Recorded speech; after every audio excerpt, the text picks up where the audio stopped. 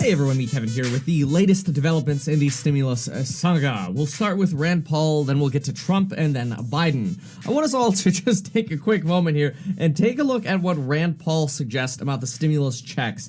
Keep in mind, this is the kind of stuff that Mitch McConnell has to deal with trying to get everybody on the same page to be able to respond to Donald Trump's $2,000 stimulus check request.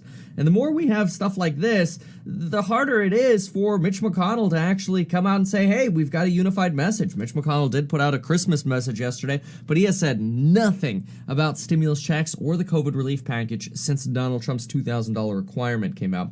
So let's go ahead and listen to Rand Paul here for a moment. Some of you might already be able to predict what his opinion is, but seriously, this is the kind of stuff in conversation you know Mitch McConnell is getting blasted with. Here we go. I think there are a lot of things. I think giving money, though, to people who are already working. Look, my kids are working and don't need a check. They're not rich, but they don't need a check.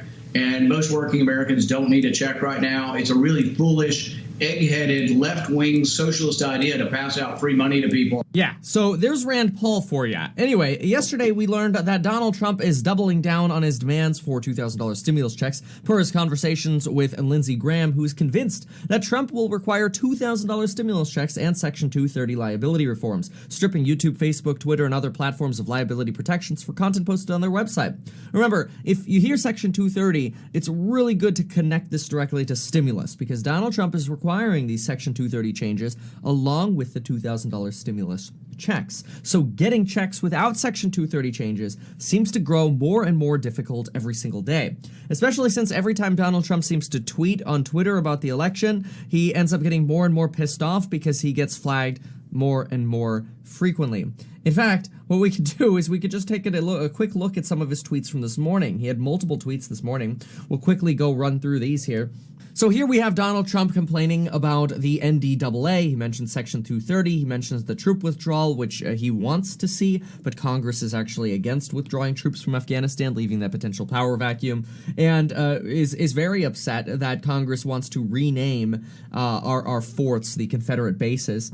We obviously have another flag here from Twitter on an election tweet, and I can imagine if this was your Twitter, you'd probably be pissed too. You know, this is about the election. This is about the election, this is about Russia and his campaign, and this is about the election being the biggest scam in our nation's history, and as you can see, every single one of these is flagged. This is the kind of stuff that is keeping Donald Trump upset. He did mention, I simply want to get our great people $2,000 rather than the measly $600 that is now in the bill, and stop the billions of dollars in pork being a reference to fat that's in a bill for pet projects or extra things in the bill. This is obviously, as we know, we've talked about this on the channel, but this is obviously very populist, right? It's popular to say this. It's a populist movement to say, hey, give the people more money, don't waste money. By the way, my election got rigged. This has kind of been the theme with Donald Trump. Again, reiterates, will not stand with the travesty of this bill and Section 230 now. Yesterday, somebody asked me, they said, hey, how do we know that Donald Trump wants Section 230 repealed so badly? And why would this have anything to do with him personally rather than just China disinformation? And there was actually a really good tweet, because Donald Trump does try to say, like, I just want to get rid of Section 230 because of China and Russian disinformation. That's sort of his argument. But Donald Trump also regularly gives us clues like this that make the real intent a little more clear. Twitter is going wild with their flags, trying hard to suppress even the truth. Obviously, he's referring to his own tweets. It just shows how dangerous they are, purposefully stifling free speech. Very dangerous for our country. Does Congress know that this is how communism starts? Cancel culture at its worst. End Section 230. This is Donald Trump retaliating against Twitter, lashing out essentially because of the amount of flags that he gets on his tweets. Pretty much, I almost feel like they have a robot that says every time Donald Trump tweets the word election, it gets instantly flagged at this point. Trump also has complaints about 5G not getting enough support in the NDAA, citing just another reason why he's not a proponent of the NDAA. Despite the fact that the NDAA does have $1 billion authorized for 5G, maybe Donald Trump's referring to one company that failed to get approval for their 5G contract because the Pentagon said, no, that's too close to our secure spectrums where you want to operate, so no, we can't grant you that contract. But otherwise, the NDAA has been pretty supportive of 5G. And so this somewhat reiterates again that Donald Trump's primary motivation here is getting that Section 230 change made. And he will do whatever he's got to do to suggest, let's do bigger checks for people. Just give me the give me the Section 230 changes. I'll pass the NDAA. Just give me the Section 230 changes. Every angle that he can try to get, he's going for these Section 230 changes. They're not giving enough money for 5G. They're not giving enough money for the military. They're not bringing our troops back home. I want those things, but I really want Section 230 changes. I'm almost kind of exhausted hearing about it, but the checks directly tied to Section 230, so keep this in mind. Now, today, 9,271,112 folks receiving pandemic unemployment assistance, and another 4,793,230 individuals do lose their pandemic emergency unemployment compensation. Basically, over 13 million individuals lose substantial benefits the day here after Christmas. Joe Biden issued a statement on the stimulus bill. This is actually Joe Biden's first statement since Donald Trump's demand came out for $2,000 stimulus checks. This is what Joe Biden had to say. Joe Biden says, statement by the President-elect Joe Biden, "It is the day after Christmas, and millions of families don't know if they'll be able to make ends meet because of Donald Trump's refusal to sign an economic relief bill approved by Congress with an overwhelming and bipartisan majority." This is true. It passed with a veto-proof majority, right?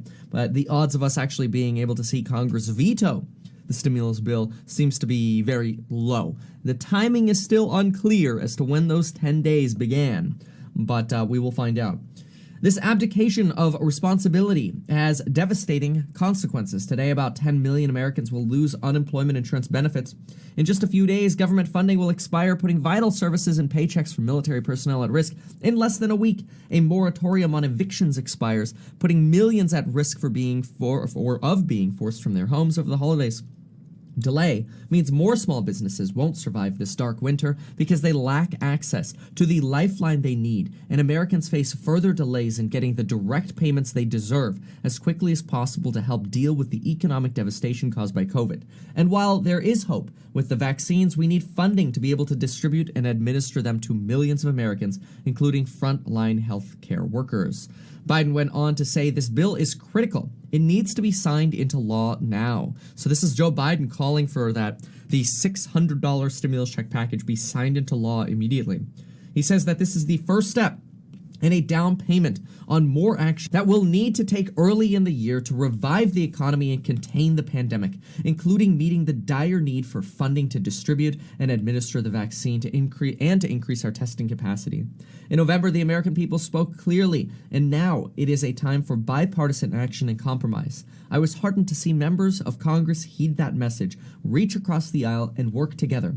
President Trump should join them and make sure that millions of Americans can put food on the table and keep a roof over their heads this holiday season. So this is obviously a clear rebuke here by Biden of Donald Trump's actions. It is the first statement that we've gotten from Joe Biden in response to Donald Trump's demands. Joe Biden does have a vision of passing the $600 stimulus check package, the tiny checks now. This does provide the vaccine aid, the school aid, the PPP money, the rental relief, the unemployment extension for 11 weeks. It does provide a lot more things beyond the just the stimulus checks. And Joe Biden does at least indicate that at the end of January, he wants to come back and do a larger package. He frequently calls this, as we saw in the letter here, a down payment. And remember, in real estate, something obviously we teach regularly in the courses, is considered, a down payment is usually 10 to 20%. Unless you're getting a federally subsidized loan and you're putting 3.5% down. He's somewhat here suggesting that there's a bigger package to come. And he says his package will include $1,200 stimulus checks. He's mentioned this in a speech just a few days ago. Now, while this is going on, it's also useful to see what Republicans are doing sort of in response to Trump. And more we get little bits and samples. We're not seeing a unified response from Republicans at all. It's really been watching a snail move. It's very frustrating. But we do have Adam Kinzinger. He is a Republican. And I'm only showing this because he is a Republican, not because I necessarily agree or disagree with his statement. But Rep. Kinzinger here does say that all this talk about January 6th from Donald Trump, which Donald Trump frequently talks about, hey, we're going to have this big rally January 6th after we win Georgia on January 5th. Anyway, and other congressional grifters is simply explained. They will raise money and gain followers by blaming everyone else, knowing full well that they can't do anything. It's sad and an utter scam. restore our GOP. So here's a big complaint here to get the Republican Party unified. And so you really see those divisions. Now, despite these divisions, at least, and you know, we all take polls with a grain of salt, but the current polls in Georgia, we've got, you know, they're within 0.6% and 0.5% of flipping, with a Democrat leading in one and a Republican leading in another. Keep in mind that Democrats need to win both Senate seats to be able to take control of the Senate. If they do take control of the Senate, which some are considering that there might be, instead of a Democratic sweep, there might be a Democratic sneak, where all of a sudden they come in and they do end up winning in January. But a lot of folks are seeing that as a possible way to unlock the fiscal spending spigot, so to speak, really open up the flow of additional stimulus funding money going forward. Of course, Republicans are doing anything that they can to maintain some power and maintain the Senate. Donald Trump then did also, it seemed like I actually had a Fox News up, and they were talking about slamming California for their lockdowns and restaurants suing California. And it looks to me like Donald Trump was watching the same thing that I saw, because he quickly tweeted thereafter, the lockdowns in Democrat-run states are absolutely ruining the lives of so many people. Far more than the damage that would have been caused by the China virus, cases in California have risen despite the lockdown, yet Florida and others are open and doing well. Common sense, please. All right, I mean, this obviously goes to show the massive divisions that we have in our country, not just on the stimulus package here, but also on COVID. This is it. This is all we've got this morning. That's why I'm calling it a small update. Hopefully you appreciate just getting caught up to speed. You know, usually in real estate, we say that no news is good news, but honestly, while people are suffering now without unemployment pay, and businesses are suffering and renters are on the verge of being evicted, there's no way no news is good news, and I wish